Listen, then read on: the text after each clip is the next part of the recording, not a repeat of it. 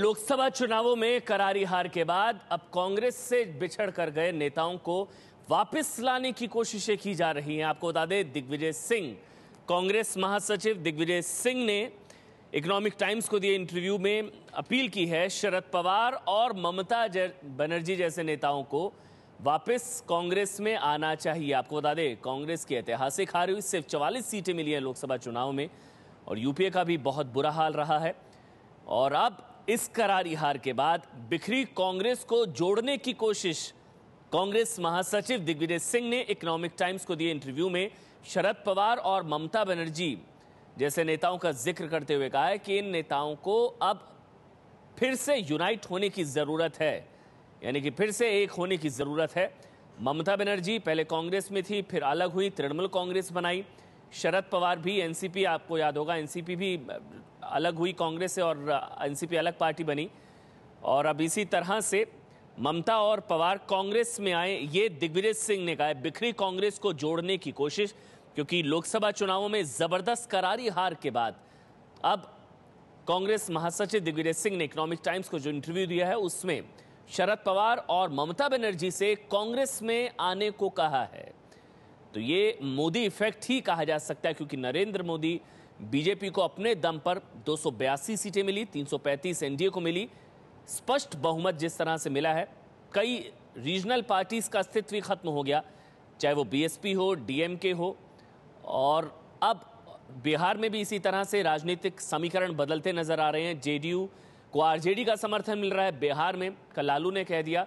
तो इसी तरह से दुश्मन दोस्त बन रहे हैं। और अब कांग्रेस महासचिव दिग्विजय सिंह ने इकोनॉमिक टाइम्स को दिए इंटरव्यू में कहा है कि ममता बनर्जी और शरद पवार को कांग्रेस में आना चाहिए।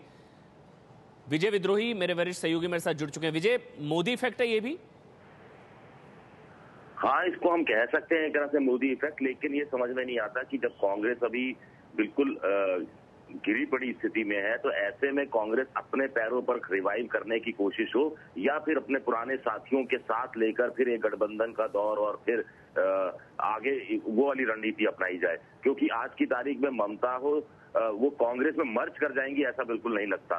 तो 5 साल कांग्रेस के पास है, 2009 के अगर लोकसभा चुनाव की बात करें तो मुझे उसमें लगता है कि अगर कांग्रेस अपने पैरों पर खड़ा होने की कोशिश करे तो शायद उसके लिए एक दूर के हिसाब से एक अच्छी नीति साबित हो सकती है। जिस तरह से कांग्रेस को कुनबे को जोड़ने की कोशिश है, जो अपील की गई है शरद पवार से, ममता बनर्जी से, ये कितना प्रैक्टिकल, व्यवहारिक लगता है आपको?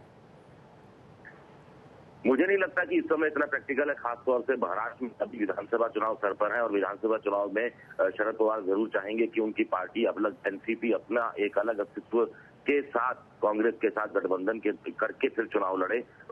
उसके बाद अगर उनकी पार्टी की हालत और ज्यादा खराब होती है तो फिर आगे जाकर हो सकता है कि कहीं एक मर्जर की स्थिति पैदा हो, लेकिन फिलहाल तो ऐसी कोई संभावना इस समय देखने नहीं देती।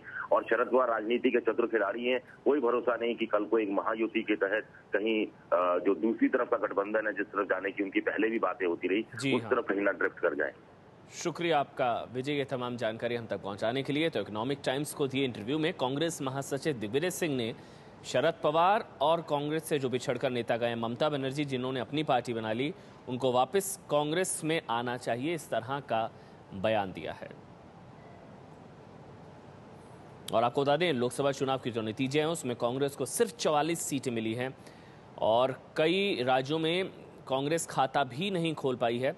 वो गुजरात हो, राजस्थान हो, दिल्ली हो, कई तरह के राज्य हैं जहां पर कांग्रेस खाता भी नहीं खोल पाई है।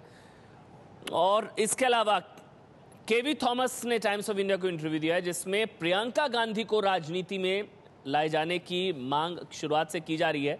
और अब केवी थॉमस ने भी इस मांग को दोहरा दिया है कि प्रियंका गांधी को राजनीति में आना चाहिए। आपको याद होगा, इलाहाबाद में इस तरह के पोस्टर्स लगे थे। और अब केवी थॉमस वरिष्ठ नेता हैं कांग्रेस के, अब तक स्थानीय इकाई के जो सचिव हैं, जो छोटे मोटे नेता, उनकी तरफ से इस तरह की मांग उठाई जाती रही है। लेकिन अब कांग्रेस के वरिष्ठ नेता और पूर्व केंद्रीय मंत्री, खाद्य मंत्री रहे हैं केवी थॉमस, उन्होंने ये मांग की है कि प्रियंका गांधी को राजनीति में आना चाहिए। जो इंटरव्यू दिया केवी थॉमस ने टाइम्स ऑफ इंडिया को, उसमें सक्रिय राजनीति में प्रियंका गांधी को लाए जाने की मांग की है केवी थॉमस ने।